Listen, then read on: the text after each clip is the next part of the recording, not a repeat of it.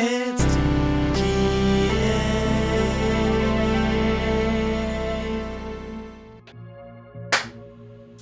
We got the notepad. Yeah. Well, I feel like we want to do this a bit better, but we'll just work off of this. Sure. So we have to do kind of like the intro, I guess. Look a little defeated. Look a little defeated. Nah, there's no point in acting too much. Like, this could just easily be the intro, you know? Or not. It's hard to say. Depends on how lazy we are. Yeah, it depends on how lazy we are. How much does DGA want to edit this weekend? Well, and what a great intro to our movie! Yeah, so, yeah, because you actually have to put some effort into it. So, as everyone knows, based on the title of the video, you're here to see a review of Quasi. And, I'm sorry. folks, it is not good. I've now watched it 2.5 times, and I mean, watching it isn't good. We'll get into the details of the movie, but it wasn't a good experience watching it. It's kind of like how it's kind of like how you just want to like something because you're spending so much time watching it, but no matter what you do, it just pulls you deeper into the depths of hell. Well, I came at this, granted, you know, I was a stupid 20-year-old stoner in the early 2000s. So since I was too burnt out of my brain all the time, I would see things that weren't really funny. Like, hey, Dude, Where's My Car? I remember loving that movie. Yeah. I watched it as a more adult person, and it's just complete garbage trash. I believe that. And from that era of dumb shit stoner comedy was Super Troopers. Yes. And Well, and I think Super Troopers came out at a time where stoner comedy was kind of like you were saying, like it's either Dude, Where's My Car or Super Troopers. Then in between you had like your Will Ferrell movies that were which was in there. generally less explicitly stoner. But more mainstream. Like I think we mentioned even Little Nicky, like those types of movies Adam all existed Sandler, at this time. Happy Madison movies. Where it was kind of that mix of like happy drug, alcohol, party movie, party characters. You know, so Super Troopers hit at a time where it's like, you know, cops are dumb and drugs are fun. Like, you know, pretty basic at the time. I think. And stoner humor, like, I'm freaking out, man. Freaking out. Like, the only thing I remember from this is schnozberries were schnozberries, you know? Yeah. So the reason we bring this up is Quasi is made, produced, I think, you know, directed, produced, written by... No, I don't think it's produced, but it's written by the Broken Lizard team. Quasi! Quasi! Quasi! Holy shit, come on, we're gonna be late! So we were joking about this earlier, like the Broken Lizard movies. We have Super Troopers 1, Club Dread, Club Dread, the Beer Fest, Super Troopers 2, and then Quasi, maybe? I don't know of any others. Yeah, and I gotta be honest, my experience with every other movie after Super Troopers was not good, and I can almost say that on a rewatch of Super Troopers, It's not even that good in the first place. It's probably not gonna be that good. I watched Club Dread, and I just remember being kind of pissed off the whole time. We're here talking about Quasi. It's a Fox Searchlight production, which is I think kind of their indie, kind of their like, ooh, we have a small amount of money to throw at a project. Let's hope it Which polishes a turd. I like that idea, right? Throw small amounts of money, but I don't know. I feel like you would throw that money at people with a proven track record. Well, but this is the thing. You've got kind of like the shotgun approach. I've said this before, and I think Netflix was the people that kind of originated this model, where it's like you've got you know, $10 million or $100 million movie, and then you have $1 million movies, right? And this movie definitely fits in the like. And you're just playing the numbers. One of those 100 will be a big thing. Yeah. You're just hoping that, you know what, for whatever reason, maybe they make another Super Troopers 1 and it's a cult hit. I don't think this is good. I don't think this is going to be remembered as a cult hit by anybody. Could be wrong here. Even if it weren't for the fact that we took notes, yes, I would be struggling to remember most of the movie. Yeah, it's not fantastic. So we got a few things written down. We're going to try to encapsulate a review of the movie while mostly bouncing around from what we mostly disliked. There are at least, I think we both agreed solidly. We agreed on pretty much all of the opinions we had on this movie, but there was 2 jokes that we solidly got laughs out of. Yeah, to be fair to it, there was 2 moments. And we'll bring those up at the joke. end. Yes. We'll bring We'll up save those. that We'll juicy save it. bit. We'll save the juicy parts to the end. We'll spoiler alerted because my gosh, we'd hate to ruin this 2 hours. Fucking piece of shit. Yeah, honestly, yeah. Spoiler alert. Spoiler alert. Okay, so what is this show? What is this movie? Okay, Quasi. I assume it's for streaming. It's got to be maybe like I don't know. It Paramount, has to. Well, there's no way this saw a Fox, theater. whoever There's Fox no way sells this it. saw a theater. Disney. It's got to be on Disney. It's got to be whoever 'Cause they owns own Fox. Fox, yeah. So it's got to be streaming on Disney. Okay, so streaming movie. Fox Searchlight Broken Lizard. It is a history piece. It's a retelling of Quasi. It's not even a retelling because it takes place after the events of him leaving the bell tower. He's an adult who doesn't live in the bell tower. Yeah, so it's like an alternate retelling of Quasimodo as an adult. It's baffling to say. I don't want to shit on. Just here's an outlandish premise because no one really does that anymore. That's what's there's a lot about this that I'm angry that I have to shit on. Like we were saying, Yeah. The Searchlight small budget. I would love to see way more, much smaller budget productions, but just this is everything I keep saying there should be, and it's still just awful. Well, and I also think when you think of whatever this budget's going to be and whatever studios look at this and decide on, this is going to stub a bunch of other comedic movies well, it might, like, I'm not going to say it's going to change the industry, but you're going to have studios look at this movie and go, wow, nobody watched this movie, brought to us by a comedic group, I'm probably not going to invest too much money in that. And this is why I think even Red Letter Media talked about this recently. Mid-budget horror movies are going to make a huge reversion because they're cheap enough but effective enough that you could get people to theaters while still banking on money. And they're enough of a formula that they're familiar. And you can pump them out in 12 months, 20 months, whatever the cycle is. Whereas you look at like an Avatar movie, it's like, you're looking 40 years yeah. in production. Or if you want to talk like people hours. Yeah. Like just man hours and organization, everything. So Quasi, it is the story of Quasimodo after the events of the bell tower incident, we'll call it. Except he does I guess the classic story. My brain immediately went to the Disney. I was like, he doesn't have the girlfriend. Yes. Well, so this is yet again. We'll go over the base plot. Quasi, as an adult, he gets stuck into basically some sort of murder plot involving the Pope and the King at the time. He wins a lottery where he can get confession with the Pope. Yes. And the Pope is the King gets wind of this and says, "I want you to assassinate the Pope." Well, we'll get into the story and writing in a little bit. I'm trying to just express the he gets an assassination plot. He falls in love with the Queen, and that it basically all of the plot points hypothetically are supposed to come from these two big things. However, we learned through the writing that they seem to have a bunch of different ideas that they wanted to start and finish, and they do that, but everything they're not does connected. start and finish. Yes, everything starts and finishes. Complete isolation. In complete isolation, not connected, and there's no growth or anything you see. So that's fundamentally what the story is. Now, interestingly enough, we asked ourselves, like, why this story? Like, why Quasimodo? So this kind of brings us into a bit of, we'll talk about kind of props and the setting a bit. So it takes place in feudal France sort of thing. I believe France in the 1200s. The 1200s, 13th century France. So the sets are actually incredible. Like, they're very well done.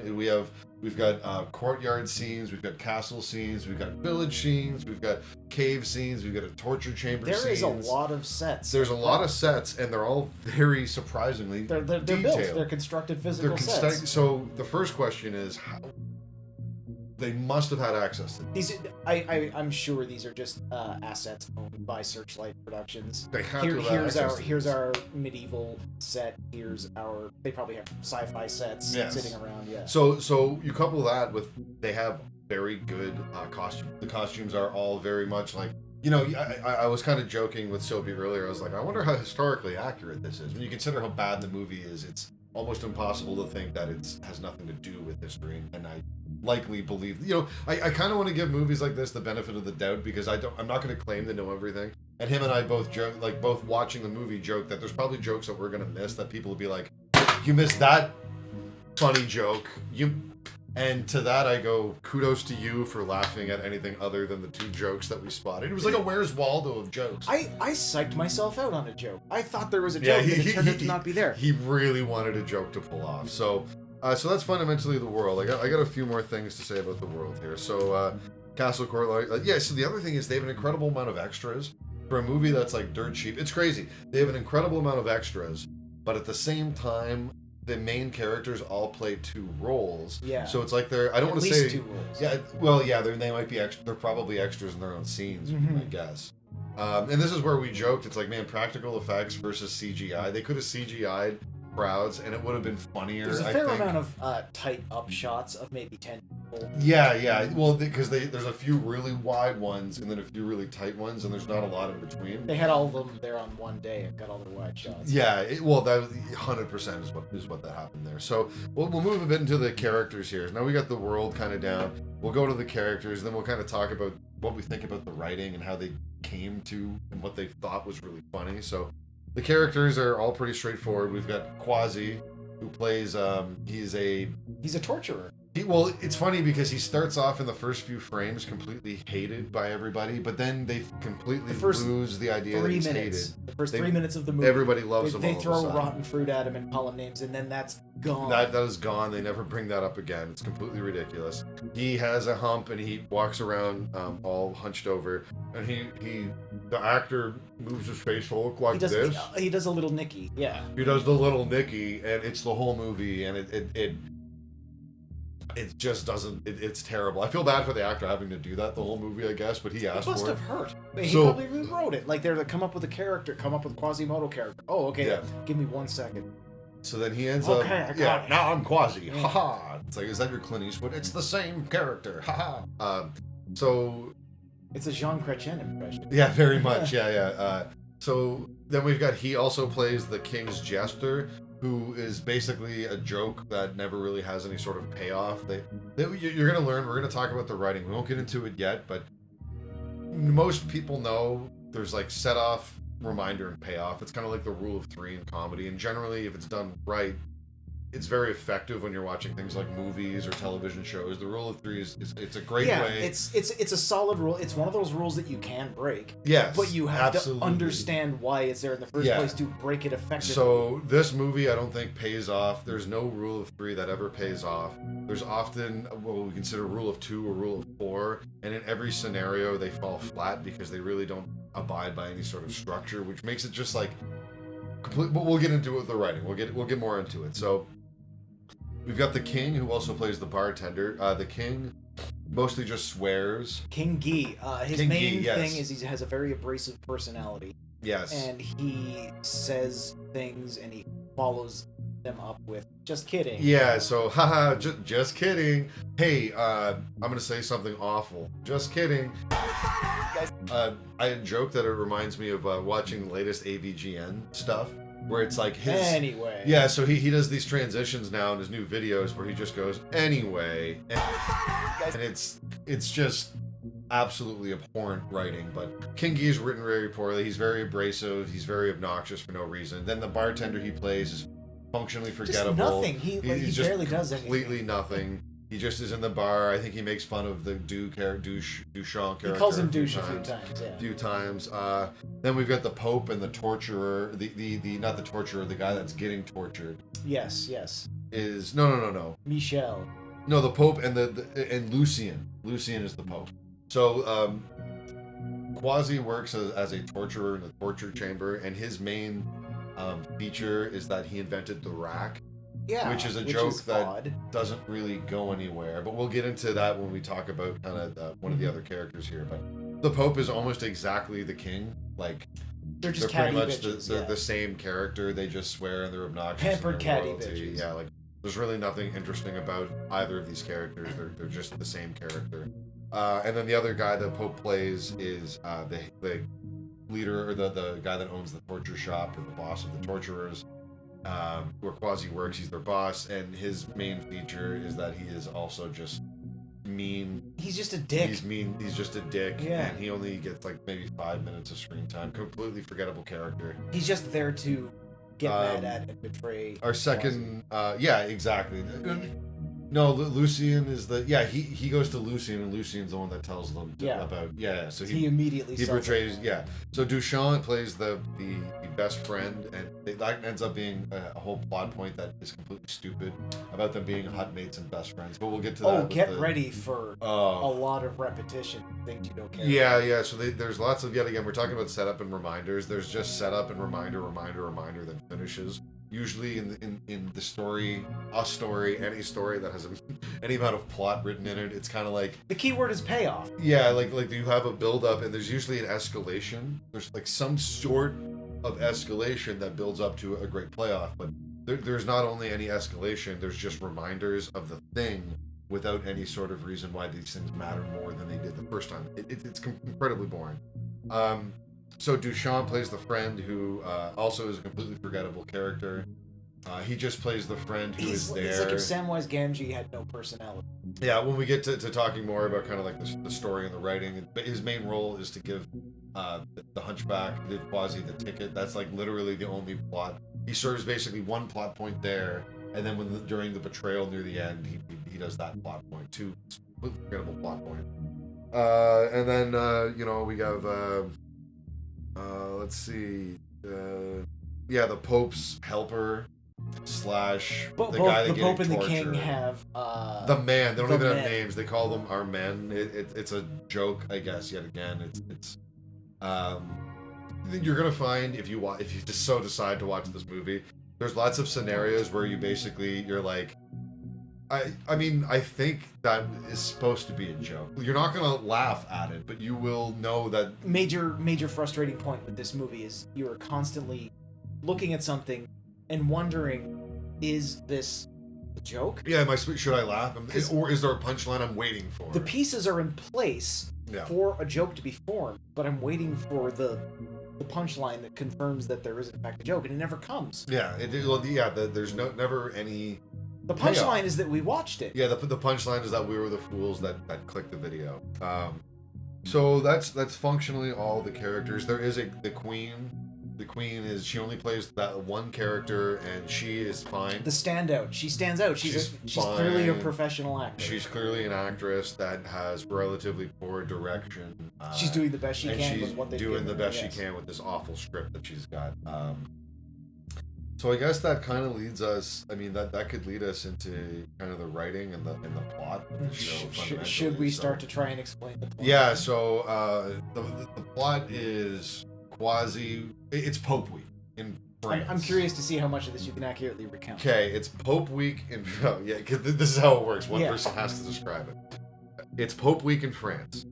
Quasi and his friend are trying to win an audience with the Pope so they can do a confessional with the Pope. Mm-hmm. Duchamp, Quasi's friend, wins the ticket, gives has a random ticket, gives it to Quasi. Quasi wins. And Quasi is reluctant. He's like, he doesn't want anything to do with it. Yeah, of course. I don't want the ticket. And that ends up being the plot point because his best friend, he ends up winning, of course, the audience with the king, or with the Pope. Yeah. So then, of course, he gets an audience with the king, where the king, you got to kill the Pope. Wines him and dines him. And presents him with, you've got to kill the Pope or I'm going to kill you. Right. It tumbles into the Pope asks Quasi the same thing, which then tumbles into the king asking Quasi the same thing again, which tumbles into the Pope asking Quasi to do it again. Yes. Which then tumbles into a scene where Quasi and his friend,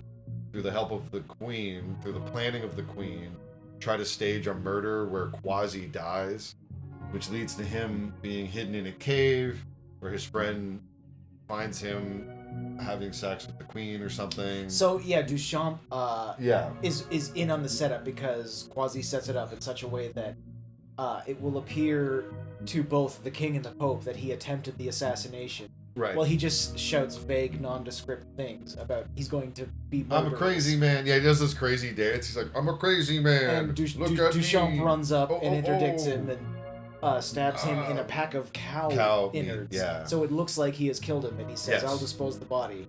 And the deal was that Duchamp would look like a hero and finally get the adulation he craves. But Duchamp is a douche because that's the joke. That so no one ever likes is him. That's the joke. That's It comes just the up joke. over It comes and over up. and over. They can't. Hey, douche. Aha.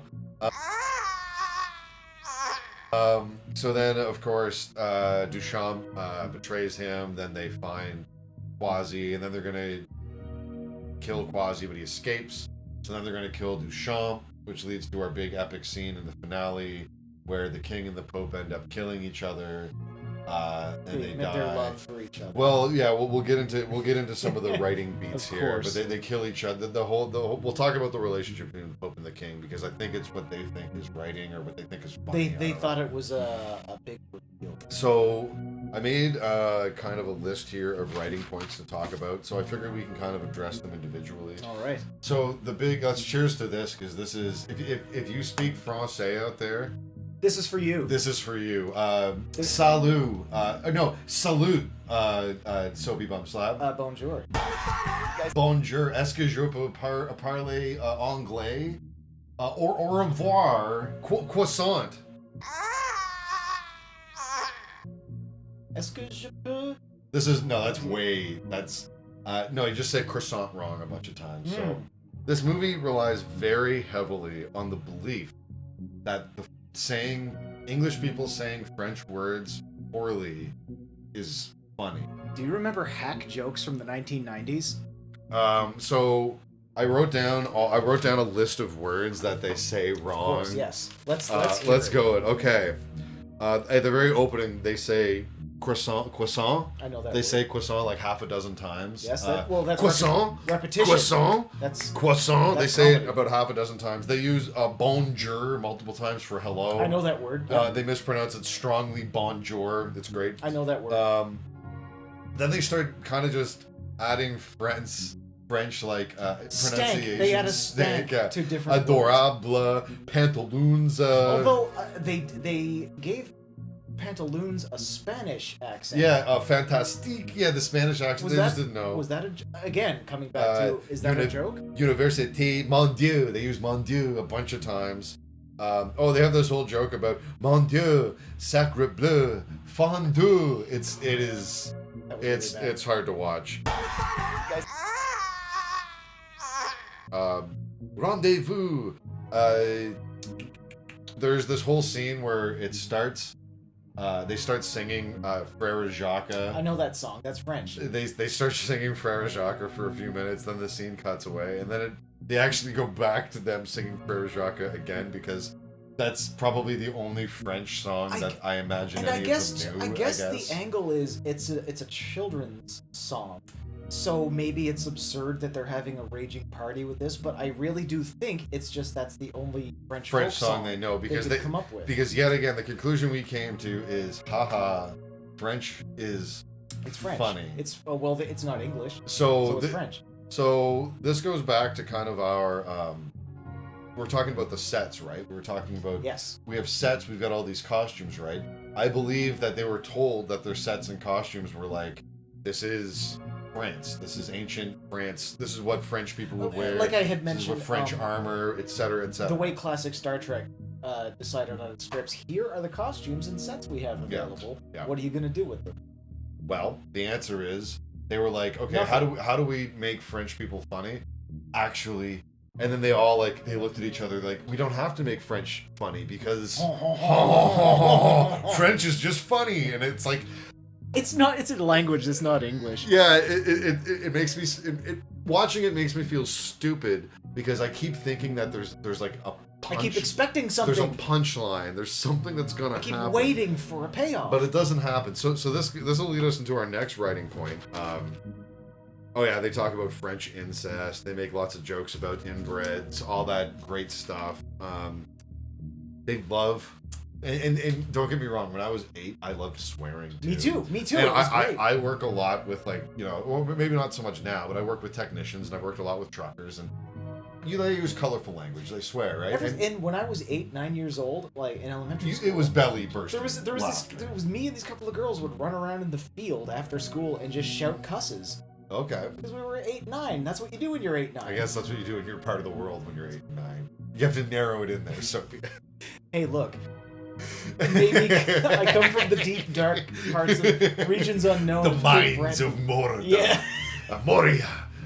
So, yeah, this leads us into the next thing. They love swearing. Holy shit. Like they most of the characters swear just like all the time, especially the King and the Pope. We'll breed it. We'll go into the King and the Pope soon, but they just swear, and it's one of these things where swearing has power in comedy, I think. This movie's actually a great example because I mean, swearing can be very funny, but Yeah. it has to be used as a spice. Yeah, like it has to be an emphasis. There has to be Yeah. added. That's why it's, you know, when you drop shit, fuck, those types of words. So oftentimes, what's funny, you have a character that doesn't say those. If you've words. been very eloquent up Yeah. to that point. Hank in Venture Brothers has a great scene where it's the prom episode. He's in the backseat of the limo and he sees Dean. Dean's boyfriend is the other, or Dean's date has a Triana's boyfriend, date, yeah. and he rolls down the window and he's like, "Oh shit!" And Brock's like, "Where did you learn to be so cool?" or something like that. And it's because Hank, the character, never swears cusses, before. yeah. So, and it's a show where they swear. So when Hank swears for the first time, it That's ends up noticeable, comedically yeah. being. It's very funny. It's unexpected. It's great. In this movie, they basically just swear at the gate, and it's just swearing right to the end. And there's really, it doesn't add any To the effect. point where, like, if you know a person that swears that much in real life, you get sick of them. Well, Like, it stop. it oftentimes is indicative of someone that has a lack of vocabulary. And I'm not trying to say that as like a smarty pants, but it's So like just throw it. Well, or it's the equivalent of using like or well, it just bridges. I had this teacher in grade 8 and 9 or whatever, grade 9 or 10 or 11, whatever, high school. And he basically had a ban on the word stuff and things because he's like, It's too when you vague, use yeah. stuff and things, you're too lazy to articulate what you really exactly what you're trying mean. And to it say. means yeah. that you're using shortcuts in your brain when in actuality you shouldn't trying to be shortcutting communication. You you spit should it try to out. be as clear as possible. Yeah, try to be as clear as possible. And, you know, sometimes we mumble, we drink beer, and we Do hit the quad edibles, damage a little we hit bit much, but No, I'm usually very articulate, yeah, very charismatic, handsome, lovable. People love me. So we'll go into the King versus the Pope. So the King versus the Pope is a very stupid relationship. Basically, every scene that they're in, they just bicker back and forth and almost copy pasted like verbatim lines. And it builds up to a point where in the end they kill each other and they end up being gay lovers. It turns out the reason they were catty bitches to each Yeah. other is because they were lovers in university. So as we've said before, everything does have a setup and payoff, and that the setup is that they hate each other and the payoff is that they're gay. and I And don't know. that's the I joke. feel like if That's that had the been joke. clear out of the gate and then everything was like escalating tension. Well, I had said what would be funnier is if they're catty, but then the end of every scene they kind of end up like just Also a little being, too like, close to each lingering, other. a lingering stare. Yeah, or like they something. would always just like get like, oh yeah, and you do like you maybe add some spice to it that's kind of funny, and then Make in the their end actual- when they do the reveal. actual chemistry. And then between you could them. actually build a character. It's like, Yeah. well, the King and the Pope, of course we couldn't be gay lovers. Like, you could actually have written something know. that had an impact. Are we the assholes for expecting The this broken out lizard of to Broken write something. Lizard? Yeah, but when I'm sitting here and I'm going, how much effort would that have been? If we watched the movie, had a couple beers, and we're already coming up We with are more two interesting writing fucking ideas. Trashed idiots Yeah. watching this and immediately being like, oh.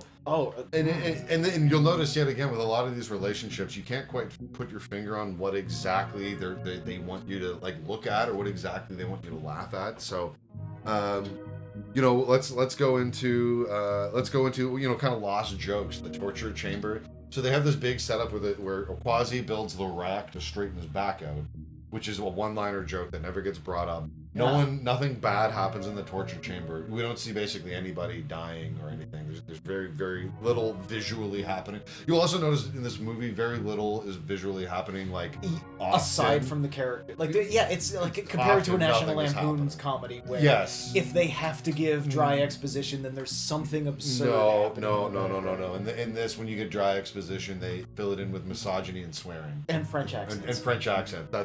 That was their solution to any problem.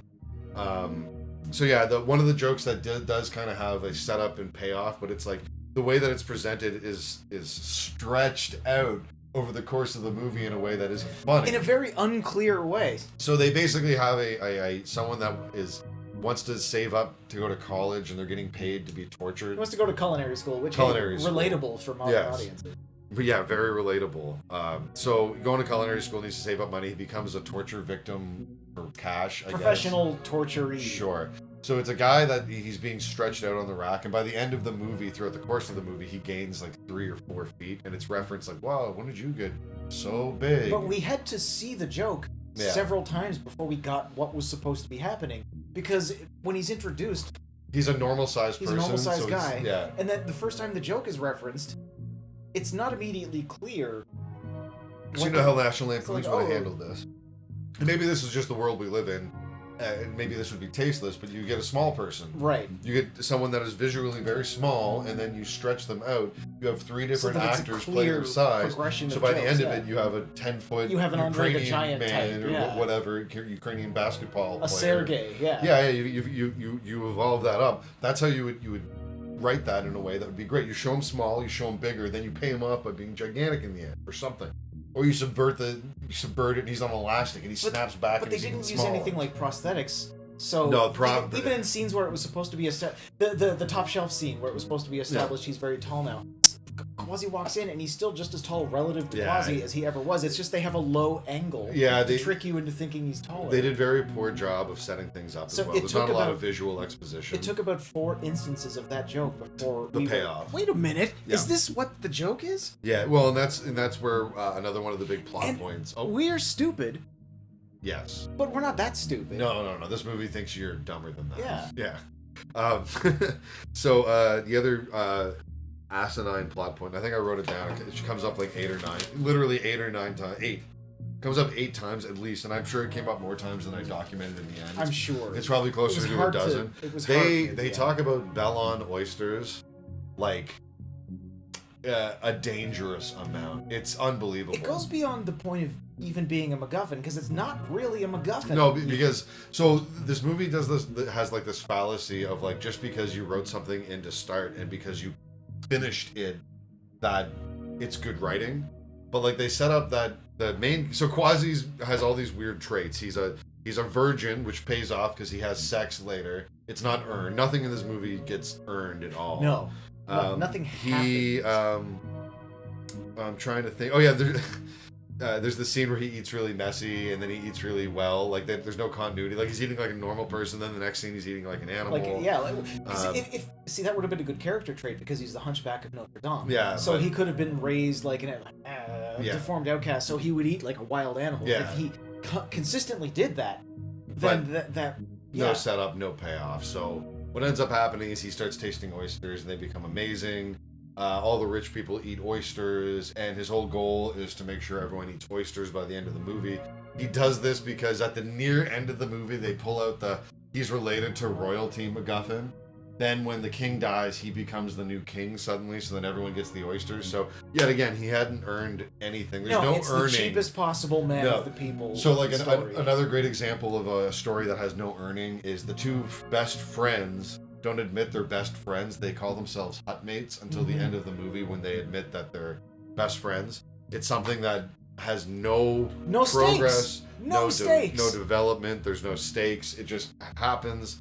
There's multiple reminders of it being a thing, and then it ends, and you assume because it ends that there's a payoff, but something ending doesn't mean there's a payoff. The king and the pope killing each other because they're gay isn't a good payoff. Let's get into the rule of 3, okay? We've right. got a lot to say. This about is like so the main. We This have- is the meat. This is the juice. we've got at least 2 good examples of the rule of 3s, but they don't pay off. It's the and then the Jester. That's the 3 one. Let's talk about the ticket first, because the ticket one is probably the easiest one. So they're all the townspeople are standing around, and they're waiting to see what number is going to be called and who's going to get to talk to the Pope, right? So the first number gets called out, and this is where the misogyny jokes come in. A woman wins, and everyone laughs and goes, "Ha women clearly can't win anything." No, don't you see? It's not just lazy misogyny. France was actually like that, so it's actually okay. Oh, it's actually funny. It's actually Yeah. fine. Okay, so It's not lazy at all, actually. That's historically accurate. That is... How dare you? See, it's shit like that is just completely like, yes, that argument is completely true, but it doesn't mean that you wrote a good joke. You know what I mean? We talk about this all the time. Like, just because you say it's a joke and just because it is a joke legitimately doesn't make it good or funny, like, often, right? So, excuse me. So the woman gets the ticket. She's not allowed to get it because she's a woman, right? Also, I'm pretty sure Catholic priests, the clergy, would take confession from women. It wasn't as if women would confess to nuns. I think it was lazy writing, believe it or not. I'm not a Catholic, so I don't know much about the ins and outs of the religion. But I think probably. But I occasionally read a book. I don't think Broken Lizard was expecting that for their audience, from their audience. Yeah, granted. So the second reminder, because this is funny, he's calling out numbers, so there should be a second one that's really funny. That is also the wrong one, right? So another reason to get and again, I want to reiterate, it's not that you have to rule of three everything. Yeah. Because it would be very difficult to fit everything into that structure. But it is just a very easy, good way, like, the people... Like, okay, what would Mel Brooks have done? Mel Brooks would have made the second one a black guy and would have said, because if you're going to do the timepiece thing, it would have been Jew. like... Yeah, or a Jew. Yeah, there you go. Would have been very funny. Then it's like, oh, you can't, Wrong the Jew religion. can't get it. If we're going to go with the misogyny joke and we're going to go with that line, you set it up somewhere with the second comment. But and yet again, this is like we're talking about lowbrow humor. If we're gonna go for the meat, they should do something there. But instead, the second ticket is just Quasi, and he wins. And he's in. And then he's in, and then it never happened. It's never brought up again. So then we get to this next scene where Quasi meets with the king and his helper and the queen. They spill the beans. No, the queen isn't there. They spill the beans on the murder plot for the Pope, right? Mm-hmm. See, you shit on me for belching on camera. So that can be edited out. No, it I'm going to be editing this. No, trust it me. can't. We're going to edit you with a big penis on your forehead at some point in time. This is great. You're going to transpose my actual penis onto my forehead. Reminder to myself. No. Reminder to me. No, reminder. Interdict him from editing this out. Okay. So when Quasi gets kicked out of the room, and the king and his man look at each other and they're like, wow, that is certainly an intense murder plot. Thankfully, no one was around to see that. And then the camera kind of does the wide pan, and it's a funny setup. You're mistaken here. That's the second when he comes back from the Pope, and is yeah, it's when the he just second says do time. it again. So the first time is the dinner. Yes, and the then bell on nothing oysters. happens there. That's when we because he eats nothing the bell happens. on. Yes, it's supposed to be that he eats the bell on oysters, and then the king says a bunch of I'm kidding jokes, just like a terrible meeting. Yes. So the second time Quasi leaves, they say, hey, we're gonna kill the king or kill the Pope. They back up the camera, and that's when we see the guard there, and the king and his band are like, oh, guard. He calls in a second guard. The second guard comes in, and he's like, guard, please kill this guy. He's hurting too much. And the guard's like, oh my god, that's my cousin Archer. Like, wow. One of my oldest friends I've known him my whole life. Yeah, he's married to my sister. And they're like, well, we could call a third guard in, which is, they're kind of setting it up. It could be funny. He's like, no. It could be an Abbott and Costello style. So he pulls out a Back and sword forth. and he stabs his guy. And he's like, well, that was haha easy. And it's funny. It's kind of cringe. Everyone, it's a setup for a good scene. He walks out. Then, of course, the dying guy yells, oh, he starts moaning. And the king's like, Gotta finish the job. Mm-hmm. So, what a funny movie would do, and this is what I would have recommended, is he goes back and he stabs him and he thanks the king and the helper, and then as he walks out again, you hear the guy die and go like, oh, gurgling, like spitting blood, and then the knight has to turn around again and shrug because he knows he's got to go back again. That would be a great rule of threes. But what actually happens is the guard just walks out the door after killing him, and nothing else happens because there's no payoff to any of the jokes that they write. Oh. Now we're going to talk about the last scene, the Jester. Okay. So the Jester starts off as the king's jester. It's kind of a funny opening scene where he's got finger puppets and he's making funny jokes, and every time he makes a bad joke he kind of peeks up to see if the king's laughing, and it's funny. Like it actually is a pretty funny setup. The jokes are terrible, his response is good, and then eventually the king's like, guards, get this moron out of here, and They drag take him him off. off to torture him. They take her off Which- to torture him, which is fine. I don't know.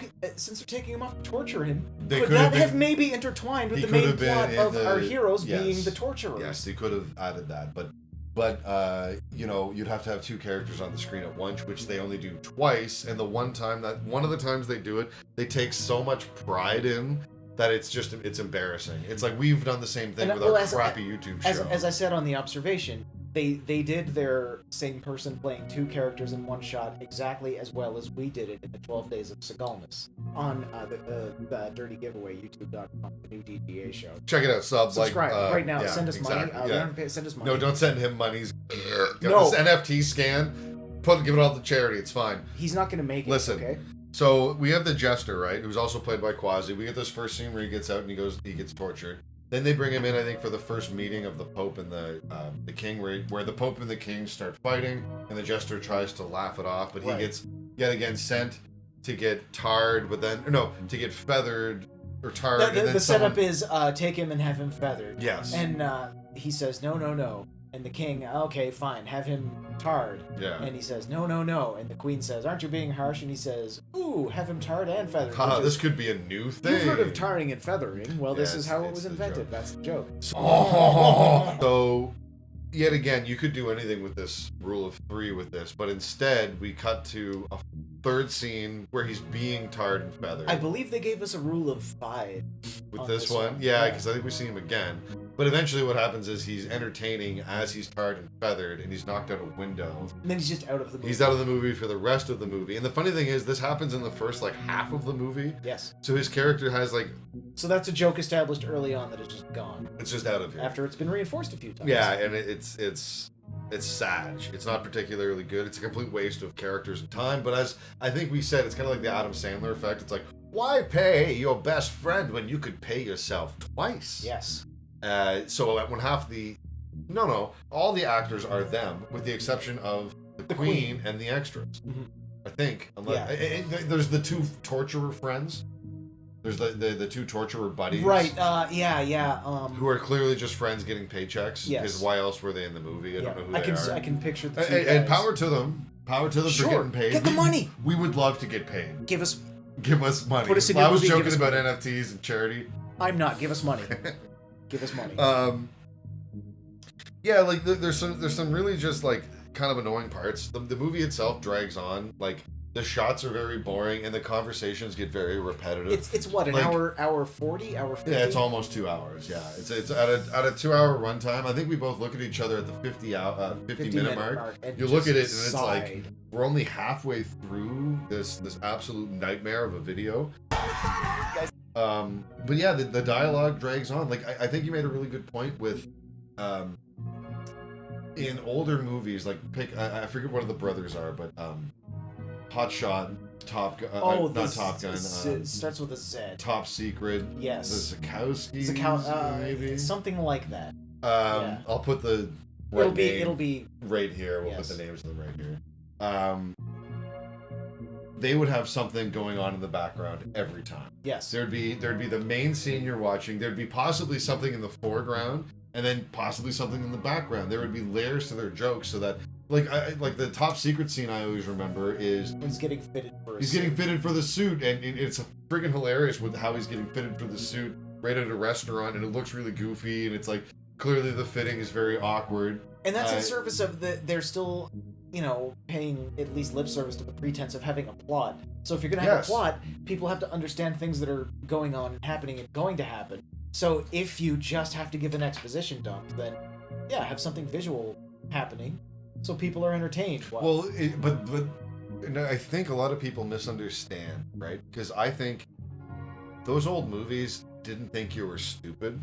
Correct. Those movies actually thought you were smart. They thought you were paying attention. They thought that you is were paying that is a cardinal attention. sin in modern cinema. Well, this is the audience. This is one of the things we've always done with our YouTube channel. It's you could literally start at episode 1 of the new DGA Subscribe. show and watch every every episode right up till now, and I can tell There's you continuity. that there's continuity and connection between everything we write and do. Like and subscribe. Because it's more entertaining to assume that your audience is paying attention than it is to just assume your audience consumes shit like pigs in a trough. Because we're in a media space where pigs at the trough is what I can feel it that is- they expect that Yeah. they expect them to pick, and I resent it. Yeah.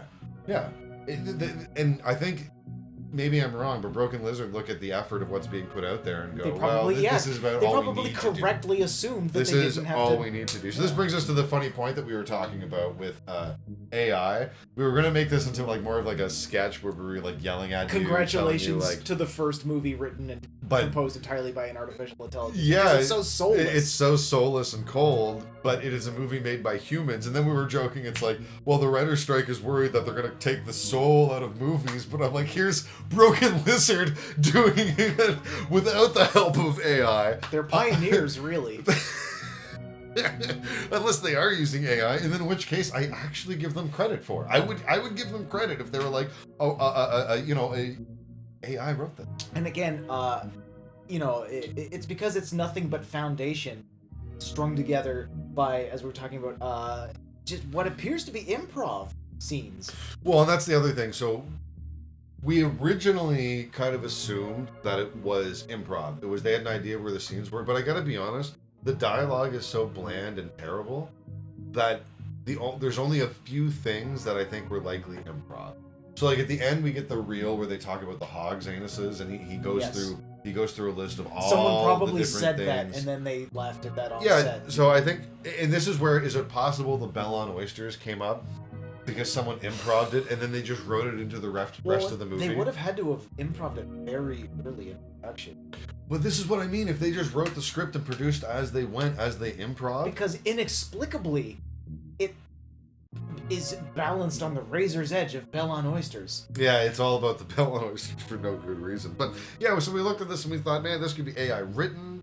The idea of improv being used. I think improv can be great, but I think this is a great example of improv without direction.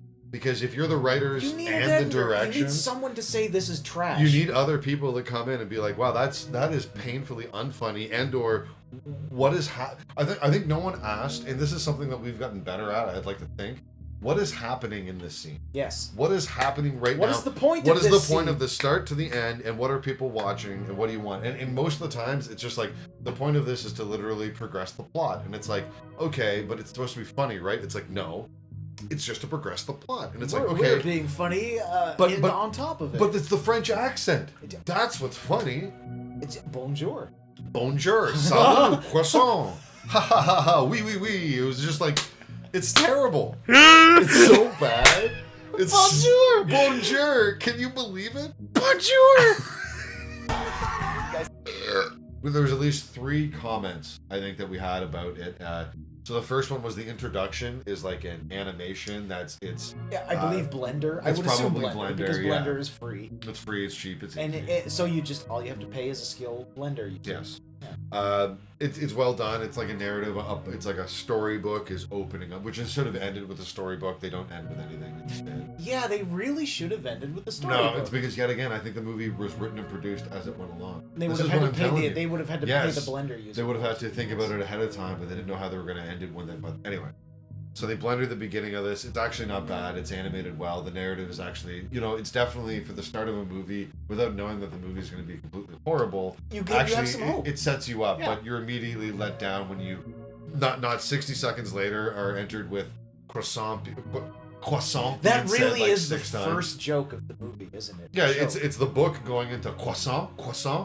That's where you know. Yeah, and then there was some other joke about him not being in the bell tower anymore. It's not particularly good Throwaway, humor. yeah. So it's funny because we talk about props, right? So the backgrounds are really good, the costumes are really good, and the 2 funniest jokes in the movie are based around Props. set pieces, Yes. little props. Physical props. So I'll let you describe the one you liked the most. So, okay, yeah. So this one, as you remember from our first, after you saw this movie, and you said, Soapy, you need to see this. It's so bad. I'm so sorry. It's so bad. It's so I'm bad. sorry. And so I came over and we watched maybe the first 40 minutes and then started clicking through just to see if anything happened for the rest of the movie. So there was a great setup. There was a great one-off laugh that I erroneously assumed was the setup for a joke later. So when Quasi... You were I was so sorely sad. mistaken. I was so sad. Instead, it was nothing. But anyway, sorry. They set you up for failure. So when Quasi shows after he wins the confession with the Pope lottery, Yeah. And the king is like, "This is my chance to strike at the Pope." He invites Quasi to dinner, and when he presents him with the proposal of assassinating the Pope, he says, "Oh no, he's a bad guy. Look, I have proof." And he hands him. I don't know if tapestry is the right. It's kind of tapestry style, but it's paintings. But it's images, and he says these are real depictions of the Pope engaging in degenerate sex acts. Yeah. And that's very funny. That's absurd. They were really good drawings. Yeah, they're just really good drawings. Yeah. That's very funny. They were funny, just like, I wish I could describe it, but it's like, yeah, just like disgusting sex acts, but like very clearly detailed images. And very good. Where my confusion came in was one of the the third image. Rule of threes. Yeah. So this is why I thought it would have been a joke. The third image, the king simply called it butt stuff, and it was an image of a man docking. Yeah, it was the Pope docking with a prostitute. Yeah. Yes. And so I thought that's really funny. And then later in the movie is when we were skipping through and didn't have full context because we couldn't stand this fucking trash fire. Yeah. When Quasi hooks up with the Queen, it looks like he's having sex with her by pushing his ass onto her. Yeah, it was. And I thought that was a payoff to that joke because you sold me on that. It's established that he's a virgin, so he doesn't know what sex is. Yeah. So I thought that was a great joke. But what actually happened when we watched the movie was no, that wasn't what's wrong with you? That would be a setup and a payoff. What it turns out that just his hump was a sex organ, basically, and she was kissing his hump. Well, when they initiate foreplay, she's like, "Your hump is getting hard." Yeah. And then you see them again. Yet again, rule of two: the hump's getting hard. Then the next scene is her kissing the hump. And then the rule of three, there's no rule of three because they couldn't have completed a single rule of three. And since she was kissing his hump, which is on his back, I thought he was pressing his ass against her on the because he was a rewatch, virgin who didn't know how sex worked. No.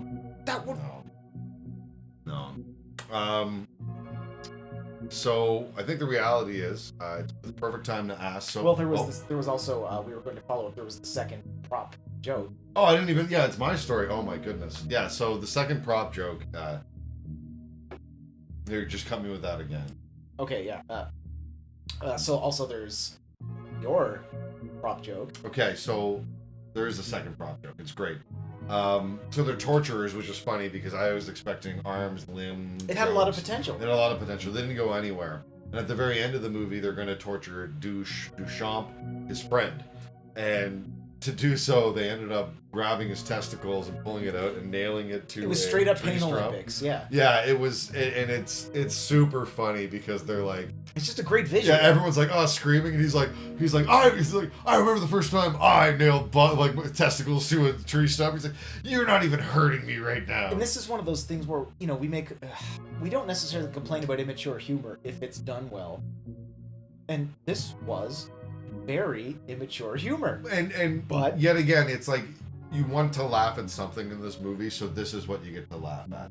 It ends up getting a little funnier when they try to pull him off, and of course his testicles stretch. We can certainly cut in a little bit of footage of his testicles being stretched. Yeah, even if it's just a few frames. No, we'll see. 2 frames. Well, you gotta figure out the format. You can pause. If it's 2 frames, you can pause in advance. Too funny. I'll post a URL. So I think that we can get to our conclusion here. Sophie, the big question. The big question that's burning on everyone's mind here. Would you suggest anybody, family, friends, maybe, okay, let's word it this way. If I had a hated enemy, I would force them to. I was going to say, how about this? No, let's not say, would you recommend this? How bad is it? Like, what are we talking? I think that's a better way to talk about this. Now, okay, so you and I are both people who understand that a so-called bad movie can still be very entertaining. A movie can be bad for a lot of reasons. It can be bad because, say, the actors are incompetent. It can be bad because the director is incompetent. A lot of reasons. But if the people making it are trying their damnedest to make something good, You know, the heart can still shine through. Yeah. I get nothing No. like that from this. There's no sincerity, honest effort, anything. There's nothing. I don't know why they made this movie. Well, yeah, that I think that is the question that I was trying to answer. And I watched it by myself one day, like the girlfriend was gone. I was stoned playing Pokemon or something, and I wanted something on in the background. That's the 37 first years time I old. watched it. 37 years old, like Pokemon. That's What are you playing? Freaking Dwarf Fortress? Dwarf Fortress, Yeah, a shut man's the- game, Shut an the fuck adult up. man's game. Get the fuck out of here. So, it was so bad when I first watched. I couldn't actually believe it. You weren't sure your senses were telling you the truth. It Yeah, was so I had to like share it with Soapy, and we talked about it. We watched a bit of it because my ultimate question was like, what is the point of this movie, and how did it get made? And the only conclusion I could come to was that they had access to a wardrobe and set pieces that were very reminiscent of, assumingly, like the costumes had to have been French, maybe. Well, we made the comparison before to the production. I was thinking, you know, Sam Raimi Renaissance production studios like Xena Warrior Princess or Army of Darkness, Hercules. or things of this nature. It was on par with that. So if this was the level of, and again, not to shit on cheap production, I love cheap production because it gives people with something to get out there a chance to try. Well, it's like I and get some mentioned, experience. they have all these big crowd shots where they have tons of extras coming for a day. They could have CGI'd that stuff, made it lower quality, and probably have had it been funnier.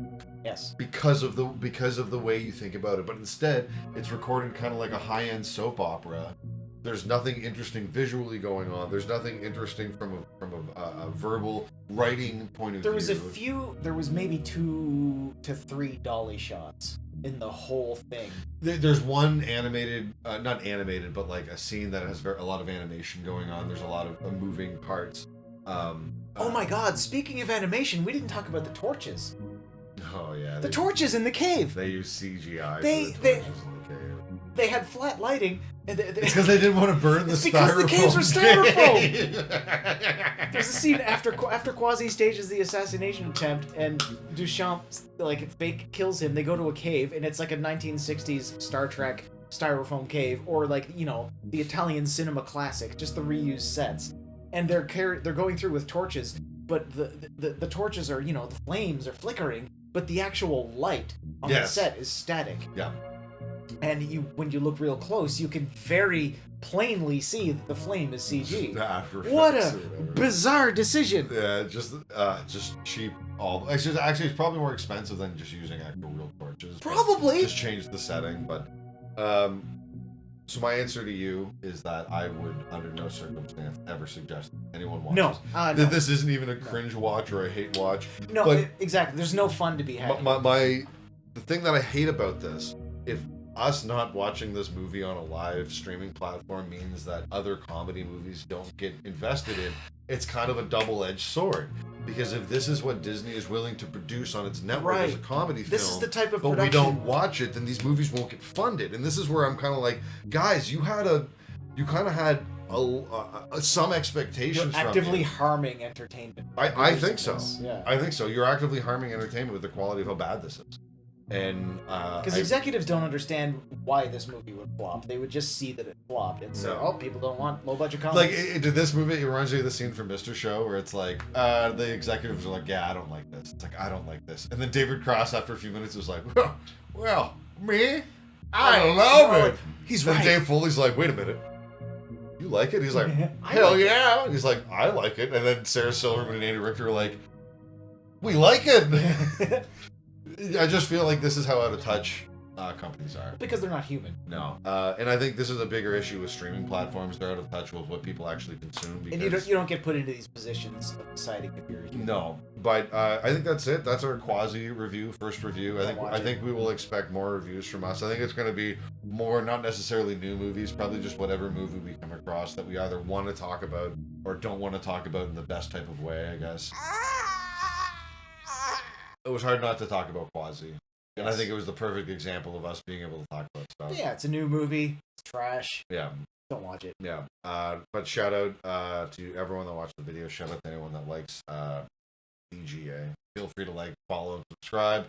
And I don't know. accept personal checks. I guess we'll have the logo slammed down right about here.